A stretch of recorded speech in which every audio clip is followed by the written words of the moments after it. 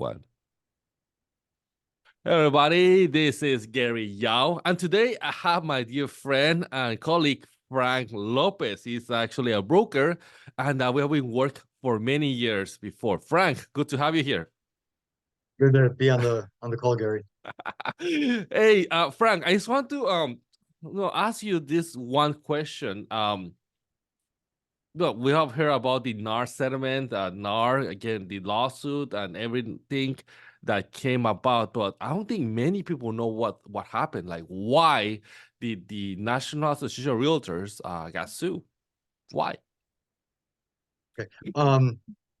NAR, Yes. National Association of Realtors, NAR is the biggest. They are the governing body that's supposed to represent us, all of us, Mm-hmm. as realtors and brokers. There's 2.5 million realtors and brokers in the country, Mm. and NAR represents the majority of those brokers. So, but that the question you just asked is what and why. So those are two really big questions. Let's start with the what. Um, Yes. and the what, basically, the biggest thing that came out of this is the fact that for decades, I believe, I think it's been since the 60s, that when a seller sells a home, Yeah. they go to Gary and they say, Mm-hmm. "Hey, Gary, so I need help selling," or me, Yeah. Oh, you. Yes. or me, Gary's the listing agent here. So they go to Gary and they say, "Hey, Gary, we need to sell our house." Mm-hmm.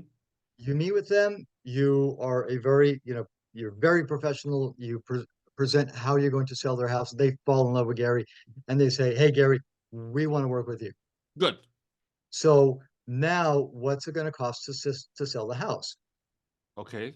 That What's it gonna cost? for the last 40, 50 years, the way you would list the home is you would say, okay, this is what I charge for my brokerage to represent you, you as a seller, but we also need to pay the buyer's brokerage or the buyer's agent the commission as well. Okay. So, and back in the day, go let's flat, back to the 60s, standard was 6%, where Okay. you asked for 6%, you took 3% for your brokerage, you paid me 3% for bringing a buyer, and that's how it worked. Competitively, that has come down. Internet has just driven competition, and the 6% days are gone. Yeah. Rates are probably closer to the 5% range. In fact, in 2022, the average commission charged in the US was 5.124. Oh, So, wow. It's higher. so the commissions have gone down, and a lot of that has to do with the internet. But the bottom line is, for years, when you talk to the seller, you negotiated the commission for you, Mm-hmm. and you negotiated the commission for me. Yes, for a buyer's agent. Yes, yes. So somebody, actually more than just one person, several people thought, I don't like that business model because, Gary, how do you know that Frank won't do the won't sell my house for 2% I don't or know. 1.5%? We don't know. That's why I say You the don't know. standard. Yeah, the standard commission is 6%. We don't know. That's why the And commission has that's come down. right. And that's what got us in trouble. The word you just used, the standard, Yeah. is that we in our industry, we talk about standards. Before, the Yes. standard was 6%. Yeah, And then the standard but Frank, here's what I understand. I don't mean to cut you off, but I want to make sure that we can have a condensed idea. This is why I saw that what was the main argument. They say that the National Association of Realtors was a conglomerate. It was a monopoly per se. right. You want to say, let's say that you're a homeowner, you have to pay 6% regardless of what kind of service I offer. 6%, and everybody across the board 6%. There's no free market. So in essence, NAR was being marked as a tyrant because when you want to sell a house, it's 6% across the board. You have no chance to sell your own, and that's why we lost. Well, I say we because we belong to NAR. So unfortunately, because there was a misconception, this is why how I see it. The lawyer that represented the sellers, as good as he was, or as bad as we have a defense lawyer, they say that, hey, there was no chance for the seller to find another buyer for the property if I don't enroll to your practice. And because of that, they proved that NAR was rigging the system, because they say, you don't pay me 6% because that's what I want, you are not going to get your house sold.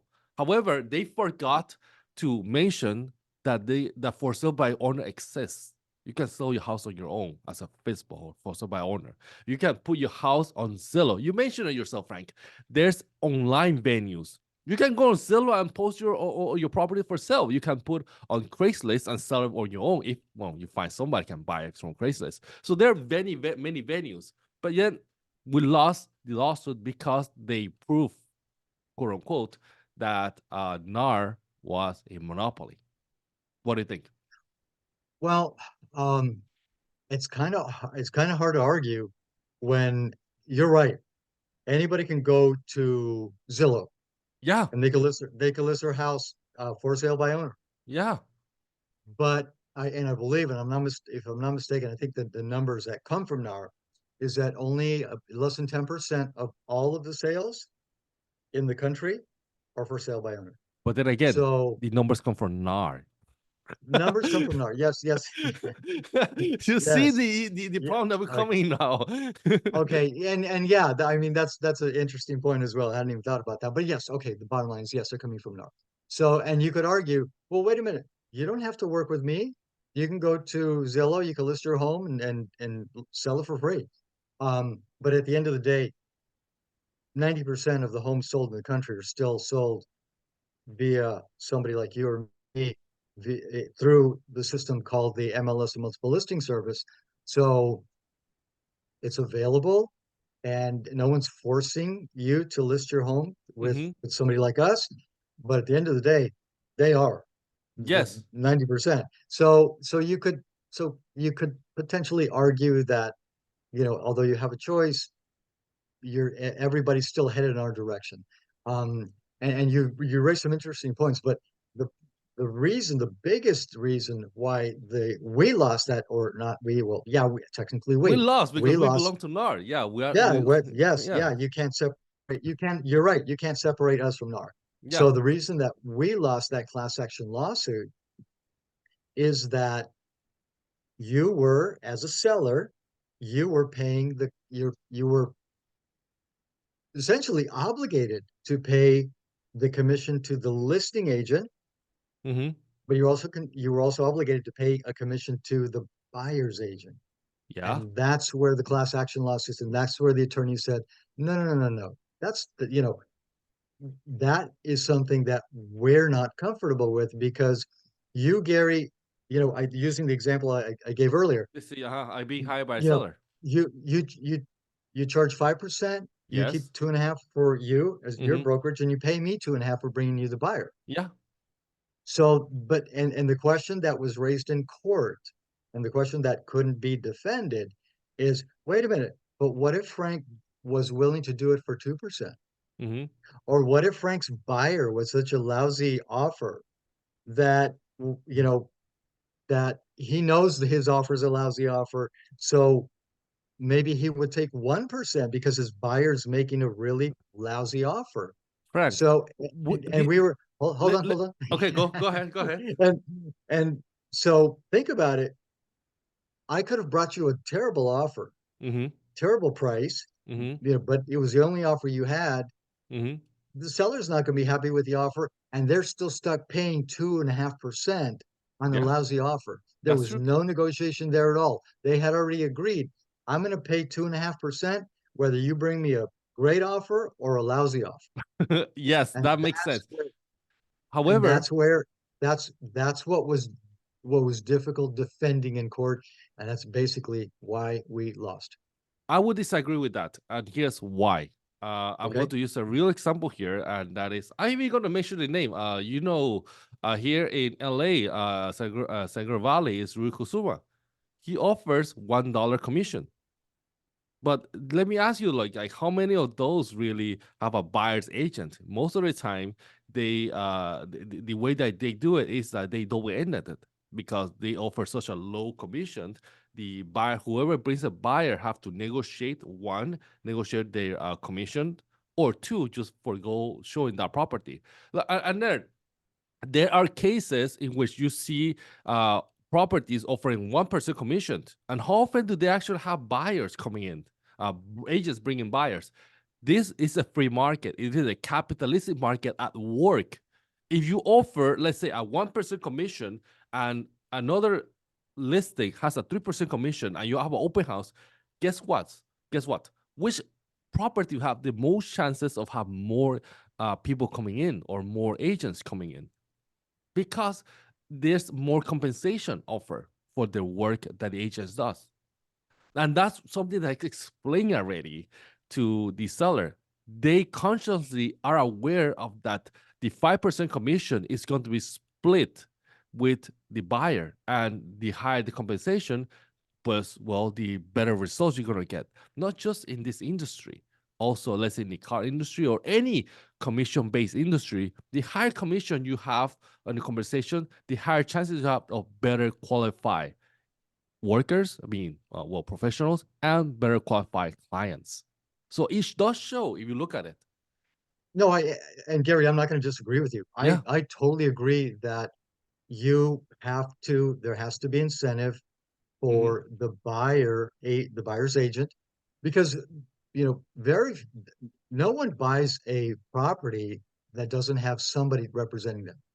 Yeah. I mean, you You just could, don't. you could, No, well, but you could, but no one does. You always have somebody there representing you, even if it's the same agent Mhm. representing both sides, but there's still somebody representing you. Yeah. But the bottom line is, you, there, so the buyer's agent has to be paid somehow. Right. And I think the terrible thing that happened out of the settlement is that NAR said, okay, we're not going to argue. You're right. We're a monopoly. Well, no, they didn't actually. They No, said nothing, no, which is in they never. essence They yeah. They they admitting guilt by saying nothing. they never admitted. No, they never admitted guilt. But they did say, okay, you've got a point. You're gonna pay Yeah, two things. One, you were going to pay $500 million, something like that, which something tells like me it. that our fees are way too high. If Yeah, NAR someone has so if we have deep NAR pockets has half apparently. if they have $500 million to pay out, they've been Hmm. charging us way too much money. Number one. Number two, um, they they gave up. They said, okay, you win, we lose. We give up. Not we lose, but we give up, and we will stop requiring a seller to pay the buyer a commission. Okay. That's going to backfire. First of all, I'm getting ahead of Well, myself. It's Frank, going to backfire, and that's let going to. me cut you off this time. Our time run off, but no, let's save that for next time. And Frank, if somebody wants to get a hold of you, how can they get in contact with you? They can do one or two things. You can just, if you go to Google Hmm. and you Google either Frank Lopez Broker or Frank Lopez Broker Group, I will pop up right away. Or they can always call me at 626-289-1111. Awesome, Frank. Thank you very much for sharing this morning with me, and let's talk soon. You're welcome, Gary. I feel like we're just warming up and we're just getting to like the meat of the conversation, but you're right, we're running out of time. But this just gives us a lot more to work with on our next call. Sounds good. Talk to you soon. Okay, talk to you soon.